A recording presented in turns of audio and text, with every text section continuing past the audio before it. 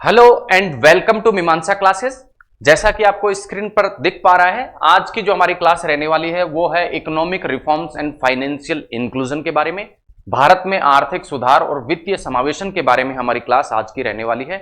उससे पहले मैं आपको बता दूं कि इकोनॉमी स्पेशल बैच के अंतर्गत हमारी ये क्लास रहेगी और इकोनॉमी स्पेशल बैच के अंतर्गत हमारा ये प्रयास है कि सिविल सर्विसेज को फोकस करते हुए अर्थात आईएएस और स्टेट पीसीएस की एग्जाम को फोकस करते हुए इकोनॉमी से संबंधित जितने भी टॉपिक्स इन परीक्षाओं में पूछे जाते हैं उन सभी टॉपिक्स को कवर किया जाए और ये सभी टॉपिक्स आपको यूट्यूब पर पूर्णतः निःशुल्क प्राप्त होने वाले हैं। तो आइए क्लास को स्टार्ट करते हैं और बात करते हैं इकोनॉमिक रिफॉर्म्स के अंतर्गत क्या क्या चीजें आती हैं। देखिए, इकोनॉमिक रिफॉर्म से सबसे पहला जो शब्द आता है वो है उदारीकरण, दूसरा प्राइवेटाइजेशन या निजीकरण, तीसरा वैश्वीकरण, चौथा पहली दूसरी तीसरी और चौथी पीढ़ी के कुछ सुधार, अगला डिसइन्वेस्टमेंट या विनिवेश। उदारीकरण क्या होता है, निजीकरण क्या होता है, वैश्वीकरण क्या होता है और पहली दूसरी तीसरी चौथी पीढ़ी के सुधार क्या हैं, डिसइन्वेस्टमेंट क्या है, इसे हम आने वाली कुछ स्लाइड्स में समझने वाले हैं। अभी हम आर्थिक सुधारों की एक सूची देख रहे हैं। उस सूची में अगला क्रम है कि आर्थिक सुधारों के अंतर्गत जो राज्य का रोल था, राज्य की जो भूमिका थी, उस राज्य की भूमिका को अर्थव्यवस्था में घटाया गया और उसके स्थान पर जो प्राइवेट सेक्टर या निजी क्षेत्र था, उस निजी क्षेत्र की भूमिका को अर्थव्यवस्था में बढ़ाया गया। अगला जो सुधार के जो प्रक्रम किए गए वो किस प्रणाली के आधार पर किए गए, ट्रायल एंड एरर प्रणाली के आधार पर किए गए, परीक्षण प्रणाली के आधार पर किए गए। यानी कि पहले एक मेथड अपनाया गया और उस मेथड की लाभ और हानियां देखी गई और इन लाभ और हानियों के आधार पर या तो इस मेथड को अपना लिया गया या इस मेथड को बदलकर दूसरे मेथड को अपनाया गया, दूसरे तरीके को अपनाया गया। तो इस प्रकार की जो प्रणाली है, इस प्रकार का जो तरीका है वो क्या कहलाता है, परीक्षण प्रणाली कहलाता है। तो भारत में जो आर्थिक सुधार हुए वो कौन सी प्रणाली के आधार पर हुए, ट्रायल एंड एरर प्रणाली के आधार पर आगे बढ़ते हुए आर्थिक सुधार किए गए।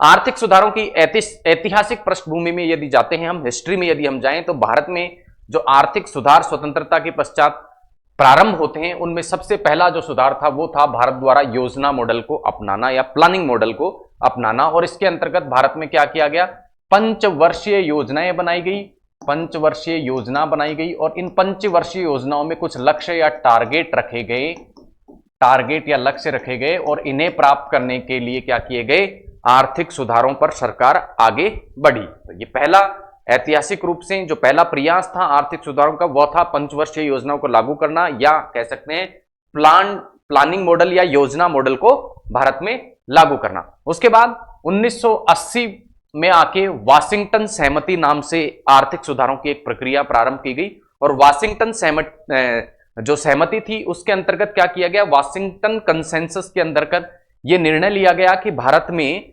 अर्थव्यवस्था को बूस्ट देने के लिए, इकोनॉमी को बूस्ट देने के लिए डिमांड या मांग को बढ़ाया जाएगा, डिमांड या मांग को बढ़ाया जाएगा और जो राज्य की भूमिका होगी अर्थव्यवस्था में उस राज्य की भूमिका को कम किया जाएगा और जो अर्थव्यवस्था है उसको बाजार की शक्तियों के हवाले कर दिया जाएगा। मांग जिस वस्तु की अधिक होगी उसका उत्पादन अधिक करके क्या किया जाएगा, बाजार आधारित एक अर्थव्यवस्था का निर्माण किया जाएगा। ऐसा निर्णय किया गया किसमें, वाशिंगटन कंसेंसस में वैश्विक रूप से किया गया और इसे भारत में भी अपनाया गया।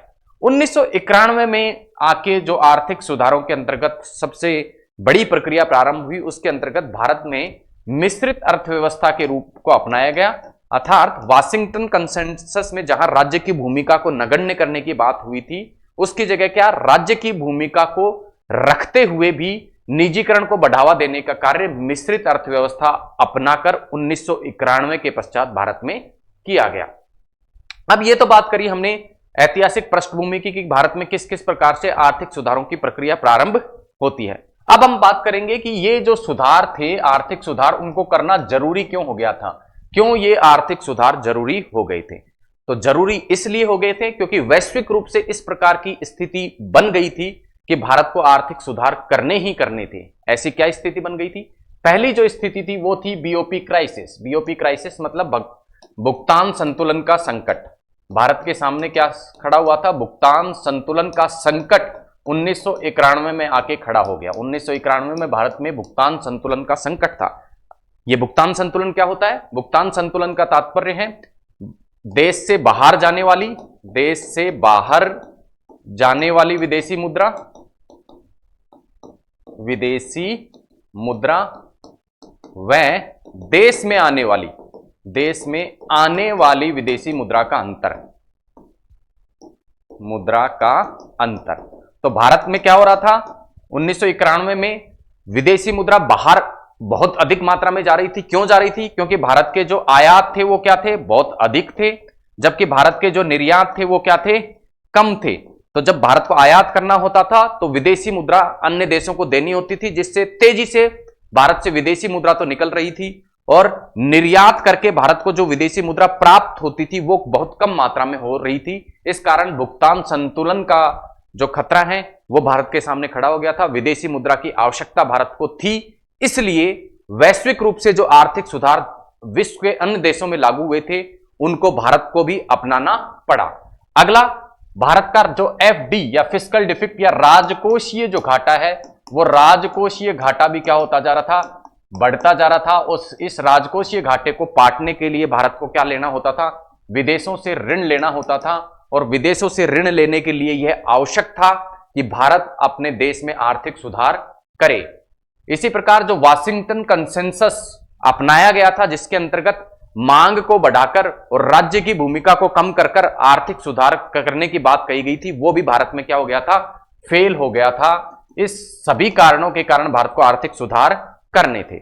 साथ ही साथ भारत में जो छठी पंचवर्षीय योजना थी जो कि 1980 से 85 के दौरान चली थी, उसमें भारी मात्रा में सरकार द्वारा खर्च किया गया, जिससे भारत में विदेशी ऋण, भारत पर विदेशी ऋण अत्यधिक मात्रा में बढ़ गया था।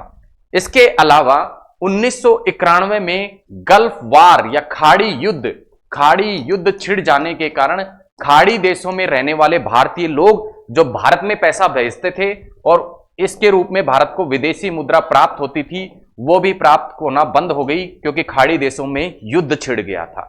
इन सभी कारणों के कारण भारत को बाध्य होकर क्या करने पड़े थे, आर्थिक सुधार लागू करने पड़े थे। इसीलिए भारत के आर्थिक सुधारों को ऑब्लिगेटरी रिफॉर्म्स कहा जाता है, बाध्यकारी रूप से किए गए रिफॉर्म्स या बाध्यकारी रूप से किए गए सुधार कहा जाता है।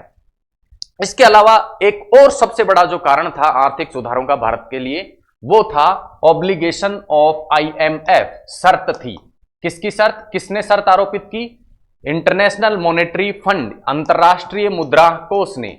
अंतरराष्ट्रीय मुद्रा कोष क्या करता है, सभी देशों को ऋण प्रदान करता है।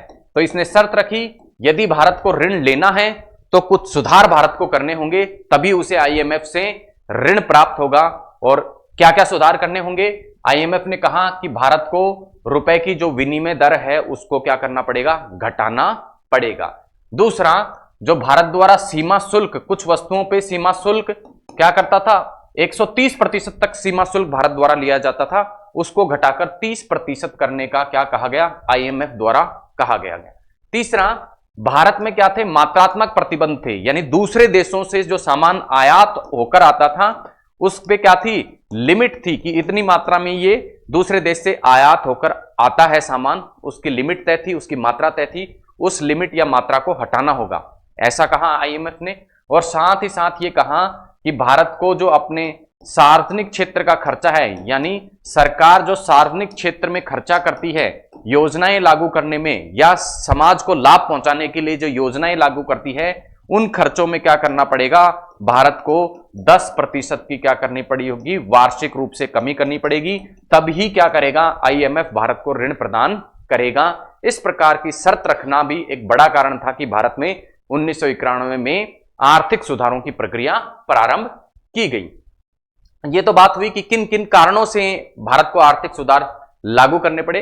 अब हम बात करते हैं type of economic reforms in India. Bharat में आर्थिक सुधारों के कौन से प्रकार हैं? तो दो रूपों में भारत में आर्थिक सुधार लागू किए गए। मोटे रूप में दो भागों में सभी आर्थिक सुधारों को हम बांट सकते हैं। पहले जो आर्थिक सुधार थे उन्हें मैक्रो इकोनॉमिक स्टेबलाइजेशन मेजर्स कहा गया, यानी समष्टि अर्थशास्त्रीय स्थिरीकरण। समग्र रूप से अर्थव्यवस्था को स्थिरीकरण प्रदान करने वाली युक्तियां इसके अंतर्गत अपनाई गई। और इसमें क्या प्रयास किया गया कि लोगों की क्या बढ़ा दी जाए, मांग बढ़ा दी जाए, वस्तु और सेवाओं के लिए क्या बढ़ाई जाए, मांग बढ़ा दी जाए, और ये मांग बढ़ाने के लिए क्या करना था, लोगों की क्रय शक्ति को क्या करना था, बढ़ाना था। तो लोगों की क्रय शक्ति बढ़ेगी तो मांग बढ़ेगी, मांग बढ़ेगी तो क्या होगा, अर्थव्यवस्था में आर्थिक गतिविधियां क्या होंगी, चालू होंगी, जिससे क्या होगा, रोजगार बढ़ेगा और इस प्रकार से जो सारी आर्थिक गतिविधियां हैं वो सुचारू रूप से संचालित होंगी। तो पहला प्रयास तो क्या था, समष्टि रूप से अर्थशास्त्रीय स्थिरीकरण युक्तियां अपनाई गई, मैक्रो इकोनॉमिक मेजर्स अपनाए गए, जिसके अंतर्गत मुख्य फोकस क्या किया गया, वस्तु और सेवाओं की मांग बढ़ाने पर किया गया। दूसरे जो सुधार किए गए वो संरचनात्मक सुधार किए गए। मांग तो बढ़ गई लेकिन उस मांग की पूर्ति करने के लिए अर्थव्यवस्था के पास में क्या होना चाहिए, पर्याप्त मात्रा में उत्पादन की शक्ति होनी चाहिए। तो इस आपूर्ति को करने के लिए, ये आपूर्ति प्रॉपर रखने के लिए उत्पादन क्षमता बढ़ानी पड़ेगी और इस उत्पादन क्षमता बढ़ाने के लिए देश में आधारिक संरचना या इंफ्रास्ट्रक्चर का विकास करना होगा। तो इस प्रकार के जो प्रयास किए गए उन्हें किस कैटेगरी में रखा गया, संरचनात्मक सुधारों की कैटेगरी में रखा गया। तो दो बड़ी कैटेगरियों में सारे के सारे इकोनॉमिक रिफॉर्म्स को रखा गया। अब एक एक करके हम बात करते हैं कि इकोनॉमिक रिफॉर्म्स जो हुए वो कौन से थे, क्या थे, उनकी अवधारणा क्या है। सबसे पहले हम बात करेंगे लिबरलाइजेशन या उदारीकरण। लिबरलाइजेशन या उदारीकरण क्या है, आर्थिक सुधारों की क्या है, दिशा तय करता है। तो आर्थिक सुधारों की जो दिशा थी वो क्या था, लिबरलाइजेशन। लिबरलाइजेशन की अवधारणा क्या है, आने वाली स्लाइड में हम समझने वाले हैं। अगला जो सुधार किया गया वो था निजीकरण, प्राइवेटाइजेशन, ठीक है। और ये जो सुधार था ये क्या था, रिफॉर्म्स का रूट था, रूट ऑफ रिफॉर्म्स, सुधारों का क्या था, मार्ग, सुधारों का मार्ग। तो डायरेक्शन किसने तय की, लिबरलाइजेशन ने। आर्थिक सुधारों की दिशा किसने तय की, उदारीकरण ने। आर्थिक सुधारों का मार्ग किसने तय किया, प्राइवेटाइजेशन या निजीकरण ने। और आर्थिक सुधारों के जो लक्ष्य थे वो क्या थे कि लिबरलाइजेशन, उदारीकरण और निजीकरण के माध्यम से वैश्वीकरण प्राप्त करना या ग्लोबलाइजेशन को प्राप्त करना। तो ग्लोबलाइजेशन क्या था, आर्थिक सुधारों का टारगेट था। आर्थिक सुधारों की दिशा क्या थी, उदारीकरण। आर्थिक सुधारों का मार्ग क्या था, प्राइवेटाइजेशन या निजीकरण। और आर्थिक सुधारों का लक्ष्य क्या था, ग्लोबलाइजेशन या वैश्वीकरण। आइए एक एक करके इन सभी के कॉन्सेप्ट को हम समझते हैं, सभी की अवधारणा को हम समझते हैं। सबसे पहले हम बात करेंगे लिबरलाइजेशन की, या इसे कहा जाता है उदारीकरण। जैसा कि इसके नाम से आपको स्पष्ट हो रहा है, उदारीकरण का तात्पर्य है आर्थिक गतिविधियों को क्या करना, आर्थिक गतिविधियों को सरकार का जो शिकंजा था उससे मुक्त करना। आर्थिक गतिविधियों में सरकार के नियंत्रण को क्या करना, कम करना। या हम कह सकते हैं आर्थिक गतिविधियों को एक तरीके से सरल बनाना। किसी भी व्यक्ति को कोई उद्योग लगाना है, कोई व्यापार करना है, उस उद्योग और व्यापार लगाने की जो प्रक्रिया है उस प्रक्रिया को क्या करना, सरल करना ही क्या कहलाता है, उदारीकरण कहलाता है। और उदारीकरण को क्या कहा जाता है, अहस्तक्षेप नीति भी कहा जाता है। प्रारंभ में उदारीकरण का तात्पर्य यह माना जाता था कि सरकार आर्थिक गतिविधियों में किसी प्रकार का हस्तक्षेप ना करे, जिसे लेजे फेयर की नीति कहा गया। और ये लेजे फेयर की जो नीति थी ये किसने दी थी, एडम स्मिथ ने दी थी। यही आगे जाकर किसका आधार बनी, लिबरलाइजेशन का या उदारीकरण का आधार बनी। इसके अतिरिक्त वाशिंगटन कंसेंसस, जो मैंने आपको पहले बताया, वाशिंगटन सहमति, जिसके अंतर्गत क्या निर्णय लिया गया कि मांग को बढ़ाया जाएगा और राज्य का जो नियंत्रण है उसको कम किया जाएगा। इसके अलावा ओपन डोर पॉलिसी जो चाइना द्वारा अपनाई गई थी, जिसके अंतर्गत ये कहा गया चाइना द्वारा कि कोई भी देश वहां आए और अपनी आर्थिक गतिविधियां चालू करे। उनकी प्रक्रिया क्या थी, बहुत सरल थी। तो ये सब क्या थे, कुछ प्रयास थे जिनके द्वारा वैश्विक रूप से क्या करने का प्रयास किया गया, उदारीकरण करने का प्रयास किया गया। और इसके अंतर्गत राज्य जो अर्थव्यवस्था थी, स्टेट जो इकोनॉमी थी, उसको किस में कन्वर्ट किया गया, मार्केट इकोनॉमी या बाजार अर्थव्यवस्था में परिवर्तित करने का प्रयास किया गया। यानी राज्य अर्थव्यवस्था से बाजार अर्थव्यवस्था की ओर बढ़ना, राज्य के नियंत्रण को घटाकर बाजार की शक्तियों के हवाले अर्थव्यवस्था को करना ही क्या कहलाया था, लिबरलाइजेशन या उदारीकरण कहलाया था। दूसरा है प्राइवेटाइजेशन। प्राइवेटाइजेशन मतलब निजीकरण। अब निजीकरण का तात्पर्य जैसा हमने पहले देखा था, लिबरलाइजेशन, उदारीकरण के अंतर्गत क्या किया था, सरकार के कंट्रोल, सरकार के नियंत्रण, सरकार की भूमिका को आर्थिक गतिविधियों में घटाया गया था। अब सरकार की भूमिका घट रही है तो किसकी भूमिका बढ़ने वाली है, निजी क्षेत्र की भूमिका बढ़ने वाली थी। और निजी क्षेत्र की भूमिका को बढ़ाना ही आर्थिक गतिविधियों में क्या कहलाता है, निजीकरण या प्राइवेट सेक्टर कहलाता है। प्रारंभ में डीनेशनलाइजेशन या वीर राष्ट्रीयकरण के द्वारा यह प्रारंभ किया गया था। वीर राष्ट्रीयकरण का तात्पर्य है जिस जिस कंपनी या जिस जिस उत्पादन गतिविधियों में सरकार की जो हिस्सेदारी है उसे कम करना, सरकार की हिस्सेदारी कम करना। कुछ संपत्तियां सरकार के स्वामित्व में थी, उस स्वामित्व को क्या करना, निजी हाथों में देना। इसके माध्यम से प्रारंभ होता है किसका, प्राइवेटाइजेशन का। आगे चलकर प्राइवेटाइजेशन की जो तरीका अपनाया गया वो था डिसइन्वेस्टमेंट या विनिवेश, जो कि भारत में आज की तारीख में प्राइवेटाइजेशन या निजीकरण का एक प्रमुख टूल है, प्रमुख उपकरण है।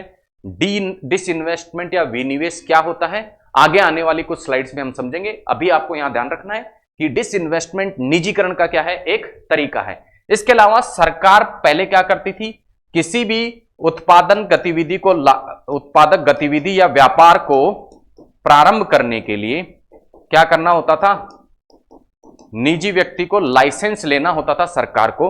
अब ये लाइसेंस लेने की जो रिक्वायरमेंट है उसको कम कर दिया गया। बहुत कम ऐसी गतिविधियां हैं जिनके लिए निजी क्षेत्र में क्या व्यापार प्रारंभ करने के लिए सरकार से लाइसेंस लेना होता है। साथ ही साथ जो सब्सिडी या अनुदान सरकार द्वारा प्रदान किया जाता है, किसको, सामाजिक लाभ जो सरकार द्वारा प्रदान किए जाते हैं उनकी मात्रा को कम करना भी किसके अंतर्गत आता है, प्राइवेटाइजेशन के अंतर्गत आता है। इसके अलावा विदेशी निवेश को परमिशन देना, अनुमति देना कि बाहर की कंपनीज आए और बाहर की कंपनीज आके भारत में पैसा लगाएं, यह भी किसके अंतर्गत आता है, प्राइवेटाइजेशन या किसके अंतर्गत आता है, निजीकरण के अंतर्गत आता है। अगला हम बात करते हैं ग्लोबलाइजेशन। ग्लोबलाइजेशन का तात्पर्य है वैश्वीकरण। वैश्वीकरण का तात्पर्य है संपूर्ण विश्व को आपस में जोड़ना, संपूर्ण विश्व को आपस में जोड़ देना। जोड़ देने का तात्पर्य है कि एक देश की आर्थिक गतिविधियां जब दूसरे देश की आर्थिक गतिविधियों से प्रभावित हों उसे क्या कहते हैं, हम ग्लोबलाइजेशन या वैश्वीकरण कहते हैं। तो इसके जो प्रारंभिक प्रयास किए गए थे वो OECD नाम का एक संगठन बना के 1980 में किए गए थे। OECD का तात्पर्य है organisation of economic corporation and development. यह संस्था इसलिए बनाई गई थी कि जो व्यापार हो वो अंतर्राष्ट्रीय स्तर पर जो व्यापार होता है, अंतर्राष्ट्रीय व्यापार को क्या बनाया जाए, सुगम बनाया जाए और कुछ नियम निर्धारित किए जाएं जिससे एक देश से दूसरे देश को व्यापार करने के लिए कुछ यूनिवर्सल नियम हो। कोई रोक टोक एक देश से दूसरे देश में व्यापार करने के लिए अन्य देशों द्वारा आपस में आरोपित न की जाए, इसके लिए OECD बनाया गया। इसी प्रकार का अगला प्रयास 1994 में GATT नामक संस्था बनाकर किया गया, जो कि WTO का पूर्ववर्ती था। और लास्ट में WTO विश्व व्यापार संगठन, जो कि संपूर्ण विश्व में अंतरराष्ट्रीय स्तर पर जो व्यापार होता है उसके लिए नियम निर्धारित करता है, उसका निर्माण होकर ग्लोबलाइजेशन को अंतिम दिशा मिलती है। और आज की तारीख में WTO के नियमों के अंतर्गत क्या होता है, अंतरराष्ट्रीय स्तर पर व्यापार इस प्रकार से होता है कि सभी देश किसी प्रकार की मेल प्रैक्टिस या कह सकते हैं गैर कानूनी नियम अन्य देश के व्यापार पर नहीं लगा सकते हैं, जिससे एक देश के माल और सेवाओं का दूसरे देश में जो ट्रांसफर है, जो आयात और निर्यात है, उसको बढ़ावा मिला है। यानी कि दुनिया आपस में जुड़ी है और दुनिया का आपस में जुड़ना ही क्या कहलाता है, ग्लोबलाइजेशन कहलाता है, वैश्वीकरण कहलाता है। तात्पर्य यदि हम इसकी बात करें इस शब्द के तात्पर्य की, तो cross border transmission of goods, service, capital, labour. जब क्या हो जाए, एक देश से दूसरे देश में क्या माल का आवागमन, सेवाओं का आवागमन, पूंजी का आगमन, यानी एक देश से कोई व्यक्ति दूसरे देश में पूंजी लगाना चाहता है वो सरल हो उसके लिए, और श्रम का आवागमन, एक देश से दूसरे देश में कोई व्यक्ति काम करने जाना चाहता है तो उसमें क्या हो, उसको आजादी प्राप्त हो, स्वतंत्रता प्राप्त हो, आसानी से वो उसको कर सके। तो इन सभी को करने का क्या हो, स्वतंत्रता हो। इन सभी को करने की प्रक्रिया, एक देश से दूसरे देश में जाने की जो प्रक्रिया है, चाहे माल हो, चाहे सेवा हो, चाहे पूंजी हो, चाहे श्रम शक्ति हो, वो क्या हो, आसान हो, तो उसे ही कह देते हैं ग्लोबलाइजेशन या वैश्वीकरण। आगे चलते हैं। अब हम बात करते हैं प्रथम पीढ़ी, द्वितीय पीढ़ी, तृतीय पीढ़ी और चतुर्थ पीढ़ी के सुधारों के बारे में। सबसे पहले हम बात करेंगे भारत में जो पहली पीढ़ी के सुधार हुए थे उनके बारे में। पहली पीढ़ी के जो भारत में सुधार हुए थे वो 1991 से 2000 के बीच में जो सुधार भारत में अर्थव्यवस्था में हुए उन्हें पहली पीढ़ी के सुधारों, आर्थिक सुधारों के रूप में जाना जाता है। और इसके अंतर्गत क्या क्या सुधार किए गए, सबसे पहले no reservation for any sector. पहले क्या होता था, कुछ उद्योग या कुछ व्यापार क्या होते थे, कुछ व्यापार पर सरकार का एकाधिकार होता था, सरकार का एकाधिकार, इसको समाप्त कर दिया गया। अर्थात अब किसी भी व्यापार पर सरकार का एकाधिकार नहीं होगा। कोई भी सेक्टर सरकार के लिए स्पेसिफिकली या किसी बड़ी कंपनी के लिए, बड़े औद्योगिक घराने के लिए पर्टिकुलरली क्या नहीं होगा, आरक्षित नहीं होगा। अगला, प्रत्येक व्यापार के लिए पहले क्या लेना पड़ता था, लाइसेंस लेना पड़ता था। अब वो ऐसा समाप्त कर दिया गया। कुछ एक चीजों को छोड़कर अन्य वस्तुओं के व्यापार के लिए किसी प्रकार का लाइसेंस अब नहीं लेना होता था। साथ ही साथ एक नियम सरकार द्वारा बनाया गया था जिसका नाम था monopoly and restrictive trade practice नाम से एक रूल बनाया गया था, जिसके अंतर्गत बड़ी कंपनियों की मोनोपोली, एकाधिकार रोकने के लिए सरकार द्वारा कुछ प्रतिबंध इन पर आरोपित किए गए थे। इन प्रतिबंधों को हटा लिया गया। अगला जो सुधार किया गया प्रथम पीढ़ी के अंतर्गत वो किया गया क्वांटिटिव रेस्ट्रिक्शन। जो मात्रात्मक प्रतिबंध थे किसी भी चीज के उत्पादन पर, पहले क्या था, किसी भी वस्तु के उत्पादन पर क्या थे, मात्रात्मक प्रतिबंध थे। इस मात्रात्मक प्रतिबंधों को अब क्या कर लिया गया, प्रथम पीढ़ी के सुधारों के अंतर्गत हटा लिया गया। अगला सुधार क्या किया गया, पहले सरकार क्या देती थी, किसी भी व्यापार को ऋण देती थी। सरकार व्यापारी को क्या देती थी, ऋण देती थी। अब ये व्यापारी अगर क्या करता था, सरकार को ऋण वापस नहीं चुका पाता था, तो सरकार क्या कहती थी, इस ऋण को क्या कर दो, आप इक्विटी में चेंज कर दो, यानी आपके व्यापार में सरकार को क्या दे दो, हिस्सेदारी दे दो। तो इस प्रकार की व्यवस्था को क्या कर दिया गया, समाप्त कर दिया गया। उसके अलावा प्रथम पीढ़ी के सुधारों के अंतर्गत अगला जो सुधार किया गया वो था इजी इन्वायरमेंट पॉलिसी। प्रत्येक व्यापार के लिए व्यापारी को क्या करना पड़ता है, सरकार से पर्यावरणीय कुछ क्या होते हैं, पर्यावरणीय स्वीकृति लेनी पड़ती है। उन स्वीकृतियों को क्या बना दिया गया, सरल बना दिया गया। साथ ही साथ पब्लिक सेक्टर यूनिट जो थी, सार्वजनिक क्षेत्र की जो कंपनियां थी, सरकार की स्वामित्व, सरकारी स्वामित्व वाली जो कंपनियां थी, उनमें सरकार की जो हिस्सेदारी है उसको घटाने के लिए डिसइन्वेस्टमेंट या विनिवेश नाम की एक प्रक्रिया को प्रारंभ किया गया। अगला, जो एक्सपोर्ट थे यानी भारत से होने वाले जो निर्यात थे, उन पर भी पहले क्या था, मात्रात्मक प्रतिबंध लागू था। उस मात्रात्मक प्रतिबंध को भी क्या कर दिया गया, समाप्त कर दिया गया। साथ ही साथ करंट अकाउंट या चालू खाता, देखिए विदेशी जो व्यापार होता है उसके दो खाते होते हैं, एक तो चालू खाता और एक पूंजीगत खाता। जब विदेशी व्यापार वाला जो हमने चैप्टर पढ़ा था उसमें चालू खाता और पूंजीगत खाता क्या होता है उसके बारे में हमने पढ़ा था।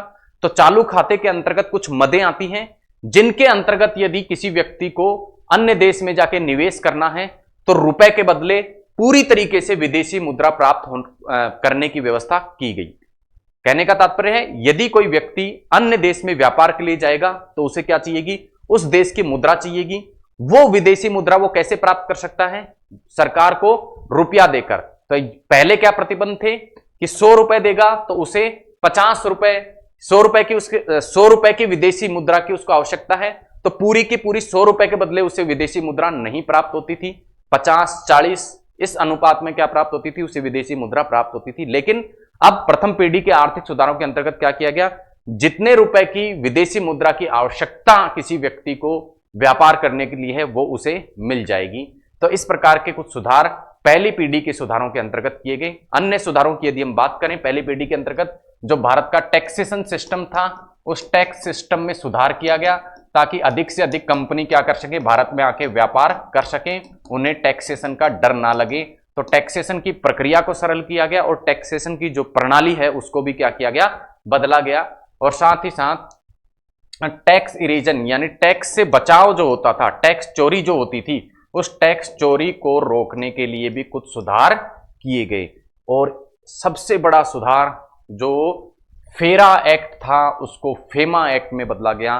फेरा नाम से एक एक्ट 1973 में लागू हुआ था। ये जो एक्ट है, फेरा एक्ट और फेमा एक्ट, दोनों के दोनों क्या है, विदेशी मुद्रा के संबंध में बनाए गए कुछ कानून हैं कि देश से विदेशी मुद्रा किस प्रकार बाहर जा सकती है या देश से किस प्रकार विदेशी मुद्रा भारत में प्रवेश कर सकती है, उसके संबंध में कुछ कानून फेरा और फेमा के अंतर्गत बनाए गए थे।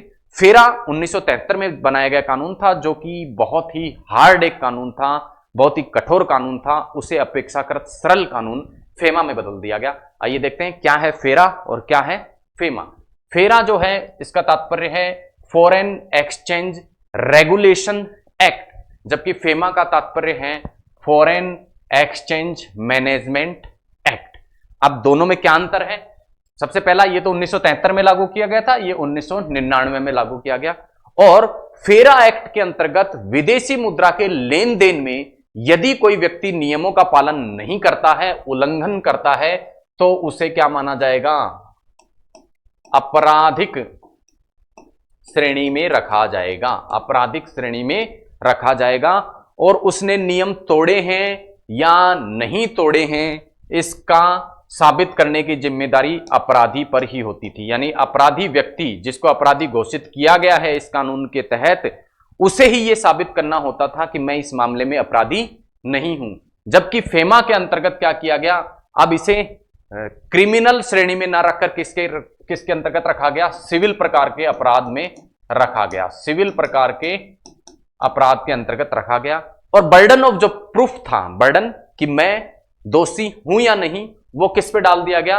व्यक्ति पर नहीं डाला था। अब क्या होता था? सरकार को प्रूव करना होता था कि ये व्यक्ति फेरा या फेमा के अंतर्गत दोषी है या नहीं। इसे प्रूव करने की जिम्मेदारी सरकार पर डाली गई थी। यानी जब तक कोई व्यक्ति दोषी साबित ना हो, वो निर्दोष कहलाता था। और यहां क्या कहलाता था? फेरा के अंतर्गत जब तक कोई व्यक्ति निर्दोष साबित ना हो, तब तक वो दोषी कहलाता था। इस प्रकार के कुछ अंतर फेरा और फेमा एक्ट के अंतर्गत हमें देखने को मिले थे। पहली पीढ़ी के सुधारों की बात हमने की।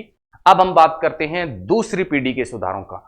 दूसरी पीढ़ी के जो सुधार थे वो 2000 से 2002 वर्ष के अंतर्गत कुछ सुधार अर्थव्यवस्था हेतु किए गए, वो कहलाते हैं। अब क्या क्या सुधार किए गए? सबसे पहले नो एडमिनिस्ट्रेटिव प्राइस, यानी प्रशासित मूल्य। देखिए, जैसे ही क्या होता है, देश में महंगाई बढ़ जाती है, महंगाई बढ़ने पर क्या करता है? सरकार मूल्य नियंत्रण करती है, सरकार मूल्य नियंत्रण करती है। इस प्रकार का जो क्रियाविधि थी उसको बदला गया और मांग आधारित, बाजार आधारित ही क्या किया गया? महंगाई जो है उसको बाजार पर आधारित होने के लिए छोड़ दिया गया। सरकार ने क्या किया? मूल्यों पर नियंत्रण करना छोड़ दिया। ठीक है, तो पहला सुधार ये किया गया इसके अंतर्गत। ठीक है, उसके अतिरिक्त जो उत्पादन था उसमें किसको छूट दी गई? निजी क्षेत्र को। ठीक है, लेकिन उत्पादन के पश्चात जो प्राइस डिटर्मिनेशन या मूल्य निर्धारण जो है वो अभी भी किसके द्वारा किया जाता रहा? सरकार द्वारा किया जाता रहा। उसके अलावा रणनीतिक विनिवेश नाम की प्रक्रिया प्रारंभ की गई। क्या होता है रणनीतिक विनिवेश या स्ट्रेटेजिक डिसइन्वेस्टमेंट? आगे आने वाली कुछ स्लाइड्स में हम समझने वाले हैं। अभी के लिए आपको इतना समझना है, स्ट्रेटेजिक डिसइन्वेस्टमेंट का तात्पर्य है सरकारी जो कंपनियां थी उनमें सरकार द्वारा एक रणनीति के तहत अपनी हिस्सेदारी को कम करना। उसके अलावा सरकार का जो रोल था पहले एक नियंत्रक के रूप में जो था, रेगुलेटर के रूप में था, अब उसे किसमें परिवर्तित किया गया? फैसिलेटर, यानी सरकार नियंत्रण करने नहीं, सुविधाएं प्रदान करने का कार्य करेगी। साथ ही साथ कुछ कानूनों में भी बदलाव किया गया। उनके अंतर्गत कंपनी लॉ और साइबर लॉ से संबंधित कुछ कानून जो है वो बदले गए। तो ये थे द्वितीय पीढ़ी के सुधार, जिनके अंतर्गत अगला जो क्रम है वो है क्रिटिकल एरिया पर फोकस किया गया। कुछ क्रिटिकल एरिया थे जो भारत की आर्थिक गतिविधियों को क्या कर सकते थे? बूस्ट कर सकते थे। उन पर मुख्य रूप से फोकस किया गया। और वे कौन से थे? इलेक्ट्रिसिटी, विद्युत, रोड, कम्युनिकेशन, एग्रीकल्चर, कृषि और शिक्षा और स्वास्थ्य। इन क्षेत्रों पर क्या दिया गया? बल दिया गया। ठीक है, स्वास्थ्य, कृषि और शिक्षा के द्वारा मानव संसाधन का विकास होगा।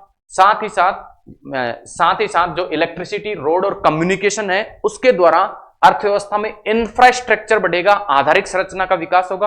आधारिक संरचना का जब विकास होगा तो क्या होगा? ट्रांसपोर्टेशन, परिवहन सरल होगा, उत्पादन सरल होगा। और उत्पादन जब सरल होता है, परिवहन जब सरल होता है तो लागत क्या हो जाएगी? कम हो जाएगी। उत्पादक गतिविधियों को बढ़ावा मिलेगा, रोजगार बढ़ेगा। तो इस प्रकार से संपूर्ण जो आर्थिक सुधार हैं वो धरातल पर आएंगे। साथ ही साथ टैक्सेशन जो है उसकी मात्रा को बढ़ा दिया गया ताकि सरकार अपनी जो गतिविधियां हैं उन्हें आसानी से संचालित कर सके। साथ और जो सामाजिक जो क्षेत्र हैं उन पर अधिक ध्यान दिया गया ताकि जो किसी समाज का कोई भी जो तबका है वो आर्थिक सुधारों से वंचित ना रहे। इस प्रकार का प्रयास क्या किया गया, सेकंड जनरेशन रिफॉर्म्स या द्वितीय पीढ़ी के सुधारों के अंतर्गत किया गया। अब बात करते हैं सेकंड जनरेशन रिफॉर्म्स या द्वितीय पीढ़ी के सुधारों के बाद तृतीय पीढ़ी के सुधारों के बारे में। तो तृतीय पीढ़ी के सुधार 2002 के बाद जो सुधार किए गए हैं वो तृतीय पीढ़ी के सुधारों के अंतर्गत आते हैं। और इसके अंतर्गत जो पहला है वो है डिसेंट्रलाइजेशन, विकेंद्रीकरण, यानी सरकार का जो नियंत्रण है, सरकार का नियंत्रण या यूं कह सकते हैं सरकार को स्थानीय स्तर पर ले जाना, स्थानीय स्तर पर, यानी अधिकतर जो अनुमति व्यापार से संबंधित जो अनुमति, व्यापार से संबंधित अनुमति व्यक्ति को निकट से निकट प्राप्त हो सके, उसे ऊपर के स्तर तक ना जाना पड़े। इस प्रकार के प्रयास विकेंद्रीकरण कहलाते हैं। और इसके लिए पंचायती राज जो संस्थाएं थी, उन पंचायती राज संस्थाओं को क्या किया गया, मजबूत किया गया। पंचायती राज संस्थाओं को क्या किया गया, मजबूत किया गया। तो ये थे तृतीय पीढ़ी के सुधार। अब हम बात करते हैं चतुर्थ पीढ़ी के सुधार, जो कि गैर आधिकारिक प्रकार के सुधार हैं, नॉन ऑफिशियल प्रकार के सुधार हैं। ऑफिशियल रूप से चतुर्थ पीढ़ी के सुधार इन्हें नाम नहीं दिया गया है। और इसके अंतर्गत क्या प्रयास किया जा रहा है कि पूरी की पूरी जो अर्थव्यवस्था है उसे आईटी बेस्ड इंफॉर्मेशन टेक्नोलॉजी, अधिक से अधिक इंफॉर्मेशन टेक्नोलॉजी का यूज अर्थव्यवस्था में बढ़ाया जाए। इस प्रकार के प्रयास चतुर्थ पीढ़ी के सुधारों के, आर्थिक सुधारों के अंतर्गत किए जाने हैं। पहली, दूसरी, तीसरी, चौथी पीढ़ी के आर्थिक सुधारों को देखने के बाद अब हम बात करेंगे कि हाल फिलहाल या अभी के कुछ वर्षों में सरकार द्वारा कौन कौन से आर्थिक सुधारों को अपनाया गया है। तो पहला आर्थिक सुधार जो इन दिनों सरकार द्वारा किया गया है वो है लक्षित मुद्रास्फीति, यानी महंगाई की दर जो है, महंगाई की जो दर है उसको क्या करना, एक रेंज में रखना, एक रेंज में रखना। और सरकार ने इसके लिए 4% की दर निर्धारित की है। किसकी, भारत में जो महंगाई की जो दर है वो 4% के आसपास रहनी चाहिए। दूसरा जो प्रयास किया गया वो है स्ट्रेटेजिक डिसइन्वेस्टमेंट या रणनीतिक विनिवेश। अगली स्लाइड में हम जानेंगे कि रणनीतिक विनिवेश क्या होता है। इसके अलावा जो सुधार अभी हाल फिलहाल 2016 में आपने देखा, विमुद्रीकरण, डीमोनेटाइजेशन, यानी जो वर्तमान की प्रचलित मुद्रा है उसको जगह नई मुद्रा को लेके आना, ताकि जो ब्लैक मनी है उसकी समाप्ति हो जाए। ब्लैक मनी की समाप्ति से सारा का सारा पैसा क्या होगा, अर्थव्यवस्था की उत्पादक गतिविधियों में लगेगा। इसके अलावा बेनामी जो असेट्स थे, बेनामी जो संपत्ति थी, उनको जब्त करने के लिए बेनामी असेट एक्ट नाम से एक कानून बनाया गया, जिसके अंतर्गत जितनी भी बेनामी संपत्ति थी उनको सरकार द्वारा जब्त किया गया। इसके अलावा दिवालिया घोषित करने के लिए, कोई व्यक्ति कर्ज ले लेता है और उस कर्ज को वापस नहीं चुकाता है तो उस व्यक्ति या संस्था को दिवालिया घोषित करने के लिए बैंक्रप्सी कोड नाम से एक कानून बनाया गया, ताकि बैंकों द्वारा दिए गए जो कर्ज हैं उनकी पुनर्वसूली को क्या किया जा सके, आसान किया जा सके। साथ ही जितने भी प्रकार के अनुदान हैं उन्हें डायरेक्ट बेनिफिट ट्रांसफर के माध्यम से प्रदान किया गया। क्या होता है डायरेक्ट बेनिफिट ट्रांसफर, आइए देखते हैं। देखिए, यदि किसी व्यक्ति को क्या देना है, सरकार को अनुदान देना है, अनुदान देना है, तो क्या कर सकती है सरकार, 100 रुपए की कोई वस्तु है, इस 100 रुपए की वस्तु को क्या करता है, ये व्यक्ति ए नाम की कंपनी से खरीदता है, ए नाम की कंपनी से खरीदता है। तो सरकार क्या कहे, इस ए कंपनी को कहे कि आप इस व्यक्ति को ये वस्तु कितने रुपए में दो, 80 रुपए में दो, बाकी का 20 रुपए सरकार आपको देगी। तो इस प्रकार की जो अनुदान होता है उसे अप्रत्यक्ष अनुदान बोलते हैं, इनडायरेक्ट बेनिफिट ट्रांसफर बोलते हैं। दूसरे प्रकार का जो अनुदान होता है वो होता है डायरेक्ट बेनिफिट ट्रांसफर। इसके अंतर्गत क्या किया जाएगा, सरकार इस व्यक्ति को क्या देगी, 100 रुपए दे देगी सीधे और कहेगी ले 100 रुपए और आप जाके क्या करो, इस वस्तु को खरीदो। या यूं कह सकते हैं, पहले यहां 20 रुपए की छूट कंपनी को दे रही थी, यहां सरकार 20 रुपए इस व्यक्ति को ही दे देगी और कहेगी कि 80 रुपए आपके पास हैं, 20 रुपए सरकार की तरफ से आपको मिलते हैं, जाइए इस वस्तु को आप खरीदिए। या क्या कर सकती है सरकार, इस वस्तु को सीधे ही 80 रुपए में इस व्यक्ति को प्रोवाइड कराए। तो ये क्या है, प्रत्यक्ष हस्तांतरण विधियां कहलाती हैं। सुधारों की हम बात कर चुके, अब सुधारों के बाद हम बात करेंगे कि क्या इन सुधारों से भारत की आर्थिक जो गतिविधियां हैं या अर्थव्यवस्था है उनमें क्या किसी प्रकार के कुछ सुधार वास्तव में लागू हुए, क्या समाज के सभी तबकों का इसका लाभ मिला। उन प्रश्नों का उत्तर देखने के लिए हमें करना होगा सुधारों का मूल्यांकन। भारत में जो आर्थिक सुधार होते हैं यदि हम उनका मूल्यांकन करें तो हम पाते हैं कि सारे के सारे जो आर्थिक सुधार लागू हुए वो ग्रेजुअलिस्ट श्रेणी में आते हैं। ग्रेजुअलिस्ट श्रेणी का मतलब इन सुधारों का जो प्रभाव अर्थव्यवस्था पर पड़ा है वो बहुत ही धीरे धीरे पड़ा है। क्यों धीरे धीरे पड़ा है? क्योंकि ये जो सुधार हुए हैं, सुधार लागू ही क्या हुए हैं? धीरे धीरे हुए हैं। सुधार लागू क्या हो रहे हैं? धीरे धीरे हो रहे हैं। उसका कारण क्या है? पहला जो कारण है वो है भारत में विभिन्न समयों पर गठबंधन सरकारें रही हैं, और गठबंधन सरकारें रहने के कारण क्या होता है, कुछ कुछ मुद्दों पर, कुछ कुछ आर्थिक सुधार के मुद्दों पर विभिन्न दलों की सहमति नहीं बन पाती है, तो सरकार उस सुधार को लागू करने के लिए कदम नहीं उठा पाती है। साथ ही साथ कुछ आर्थिक सुधार ऐसे होते हैं जो भारत की क्या है, सांस्कृतिक और सामाजिक जो व्यवस्था है, उस सामाजिक राजनीतिक व्यवस्था को क्या करते हैं, प्रभावित करते हैं। तो इस सामाजिक राजनीतिक व्यवस्था के प्रभावित होने के डर से भी सरकार द्वारा कुछ सुधारों को धीरे धीरे लागू किया गया है, और इन सभी के कारण डिजायरेबल रिजल्ट्स यानी वांछित जो परिणाम हैं, इन सुधारों के वांछित परिणाम हमें देखने को नहीं मिलते हैं, और ये सुधार गैर समावेशी होते हैं। गैर समावेशी रूप में किया जाता है, यानी समाज के कुछ तबकों को ही, समाज के कुछ वर्गों तक ही इन सुधारों का लाभ मिला है, जबकि समाज का बहुत सारा वर्ग ऐसा है जिसको इन आर्थिक सुधारों का लाभ प्राप्त नहीं हुआ है। तो ये मूल्यांकन था कि जो इकोनॉमिक रिफॉर्म्स हैं या आर्थिक सुधार हैं, क्या उनका फायदा समाज के सभी तबकों को मिला, किस प्रकार से ये आर्थिक सुधार भारत में लागू हुए। तो इस प्रकार हम कह सकते हैं ग्रेजुअलिस्ट प्रकार के और नॉन इंक्लूसिव प्रकार के ये आर्थिक सुधार भारत में साबित हुए हैं।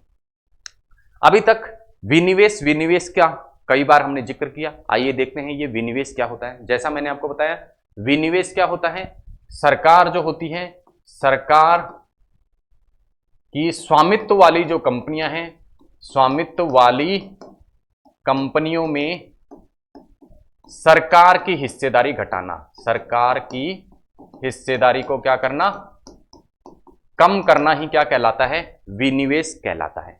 और क्यों किया जाता है? अब प्रश्न है कि ये विनिवेश क्यों किया जाता है। पहला, सरकारी क्षेत्र की जो कंपनी है उनके मैनेजमेंट या प्रबंधन में सुधार करने के लिए किया जाता है।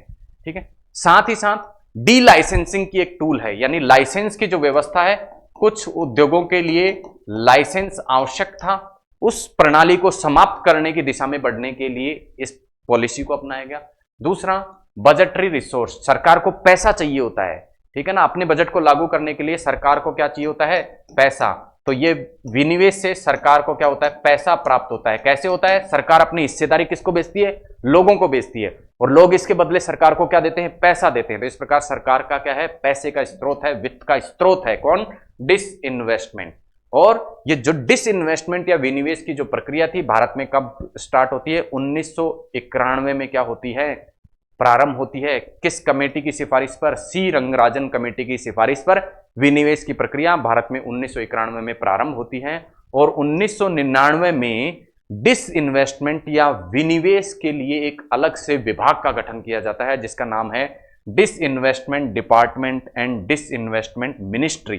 तो एक अलग से मंत्रालय का गठन विनिवेश की प्रक्रिया को सुचारू रूप से जारी रखने के लिए 1999 में कर दिया जाता है, और उसका नाम बाद में बदल दिया जाता है, और उसका नाम बाद में कर दिया जाता है डिसइन्वेस्टमेंट डिपार्टमेंट, और वो किसके अंडर में आ जाता है, वित्त मंत्रालय के अंडर में। पहले विनिवेश मंत्रालय नाम से एक अलग मंत्रालय बनाया जाता है, लेकिन बाद में मंत्रालय को समाप्त कर दिया जाता है, और ये जो विनिवेश विभाग है इसको किसके अधीन रख दिया जाता है, फाइनेंस मिनिस्ट्री या वित्त मंत्रालय के अधीन रख दिया जाता है। तो वर्तमान में विनिवेश जो विभाग है वो वित्त मंत्रालय के अधीन आता है। अब हम बात करेंगे कि विनिवेश के प्रकार कौन कौन से हैं, जिसके माध्यम से सरकार अपनी हिस्सेदारी स्वयं की कंपनियों में बेचती है। उसके प्रकार क्या क्या हैं? पहला जो प्रकार है वो है टोकन डिसइन्वेस्टमेंट, जिसे सांकेतिक विनिवेश भी कहते हैं, या माइनॉरिटी स्टॉक सेल इसे कहा जाता है। दूसरा जो प्रकार है वो है स्ट्रेटेजिक डिसइन्वेस्टमेंट, जिसे सामरिक या रणनीतिक विनिवेश भी कहा जाता है, सामरिक या रणनीतिक विनिवेश भी कहा जाता है।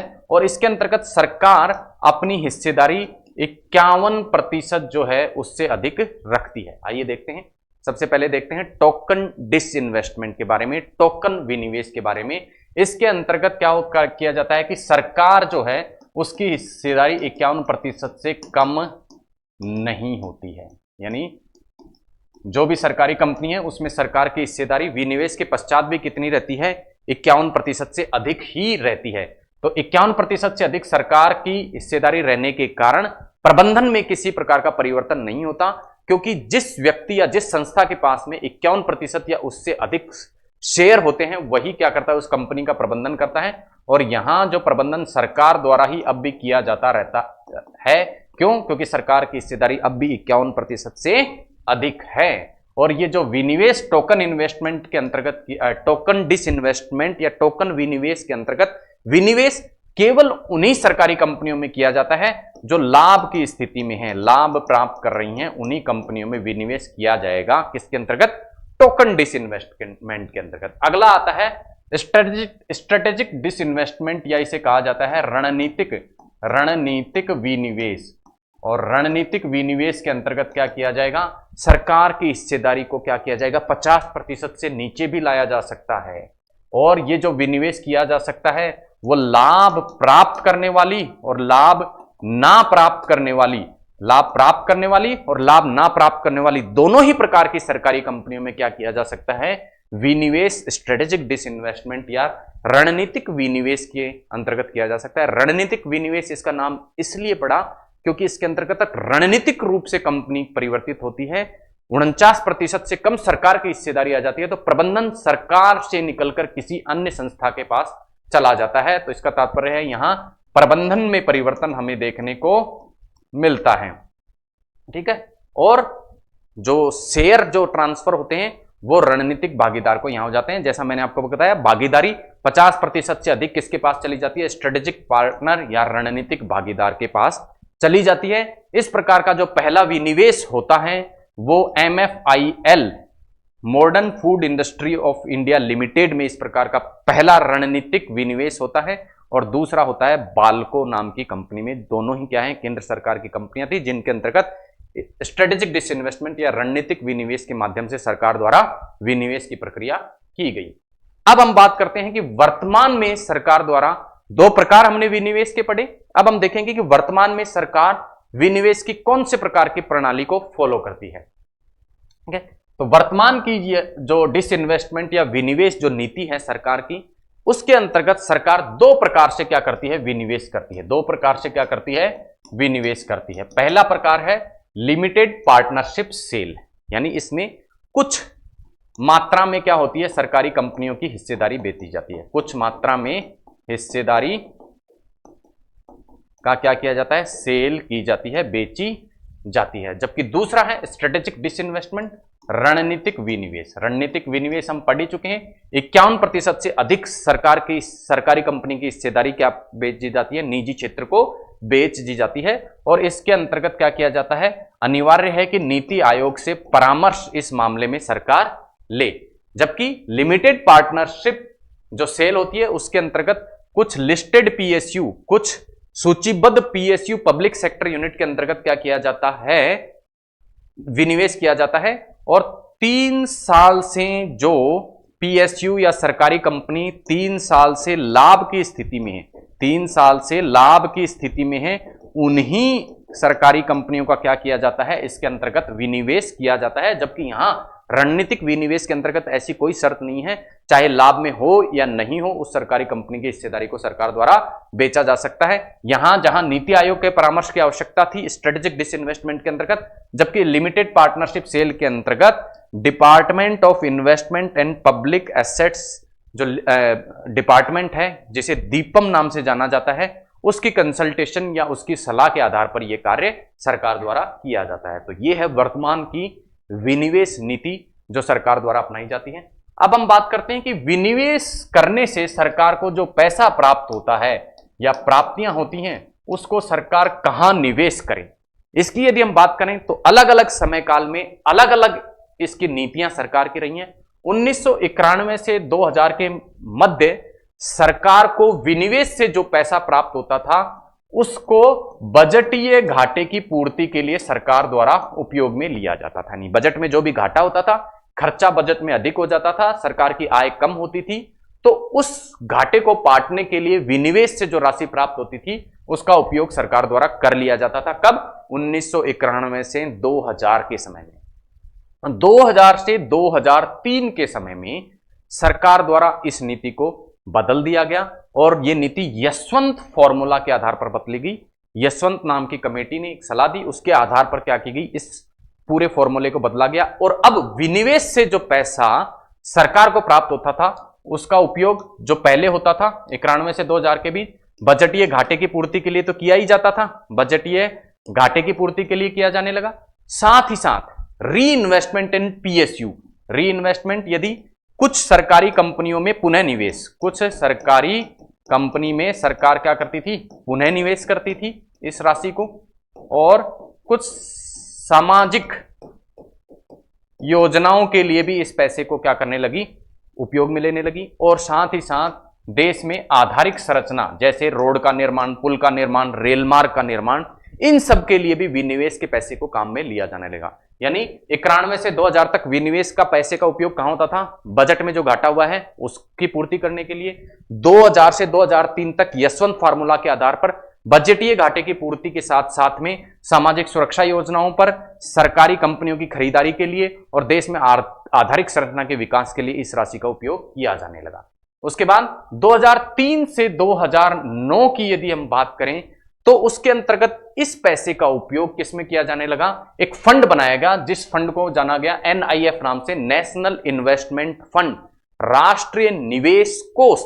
ये जो विनिवेश से पैसा प्राप्त होता था वो अब कहां जाने लगा, NIF में आने लगा। और इस NIF जो था ये भारत की संचित निधि का भाग होगा, यानी भारत की संचित निधि में ये पैसा जाने लगा। और इस पैसे का जो उपयोग होता था वो 75% विनिवेश से जो पैसा प्राप्त होता, 100 रुपए यदि विनिवेश से प्राप्त हो रहे थे तो 75 रुपए का प्रयोग कहां किया जाएगा, सामाजिक सुरक्षा योजनाओं के लिए किया जाएगा। जबकि 25% पैसे का उपयोग कहां किया जाएगा, ऐसी सरकारी कंपनियां जो क्या हैं, लाभ की स्थिति में हैं, उनको यदि कोई पूंजी की आवश्यकता होती है तो उस पूंजी की आवश्यकता को पूर्ति करने के लिए बाकी के 25% हिस्से का उपयोग किया जाएगा।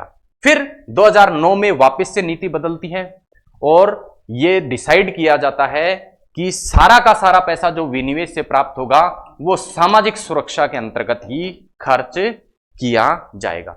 2013 से वापस नीति को बदला गया और कहा गया कि यह जो पैसा कहां प्राप्त हो रहा था, राष्ट्रीय निवेश कोष, नेशनल इन्वेस्टमेंट फंड में प्राप्त हो रहा था, वो अब संचित निधि का भाग नहीं होगा। किसका भाग होगा, लोक लेखा, पब्लिक अकाउंट या लोक लेखा। 3 प्रकार की जो निधियां हैं वो सरकार के पास होती हैं, संचित निधि, लोक लेखा और आकस्मिक निधि। तीनों क्या होती हैं ये हम बात करेंगे जब हम पॉलिटी पढ़ेंगे तब।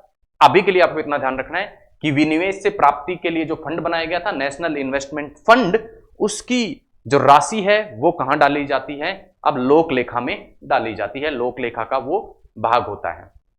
और जैसा मैंने आपको बताया 2013 के बाद में पहले जो काम किया गया वो ये किया गया कि जो राष्ट्रीय विनिवेश कोष है वो किसका भाग होगा, सबसे पहले किसका भाग होगा, लोक लेखा का भाग होगा। अन्य जो सुधार 2013 के बाद इस संबंध में किए गए कि जो विनिवेश से राशि प्राप्त होगी उसका उपयोग कहां किया जाएगा, रिकैपिटलाइजेशन यानी पुनः पूंजीकरण। किसके पुनः पूंजीकरण के लिए, जो भी बैंक हैं उनको यदि पूंजी की आवश्यकता है तो उसके लिए भी निवेश के पैसे का उपयोग किया जाएगा।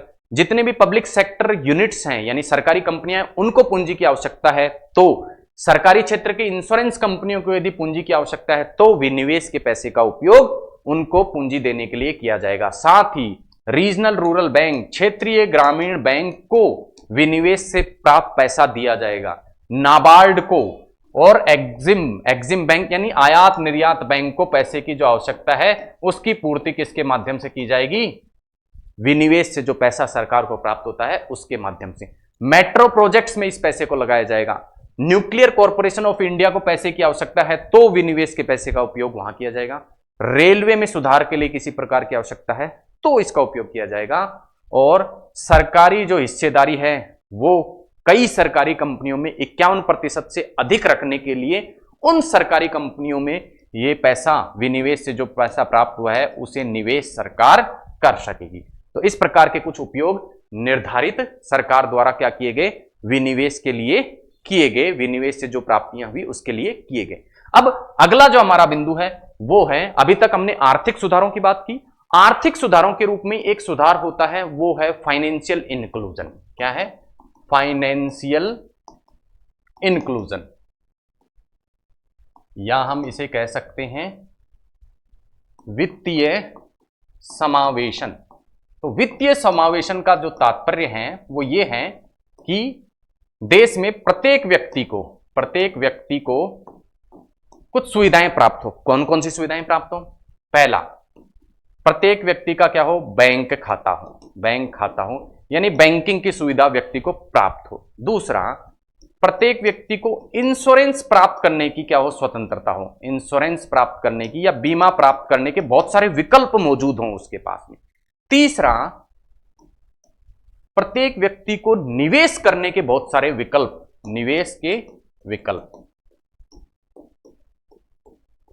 तो बैंक खाता प्राप्त करने के लिए बैंकिंग सिस्टम भारत का सुधारना होगा, उसके लिए कुछ सुधार करने होंगे।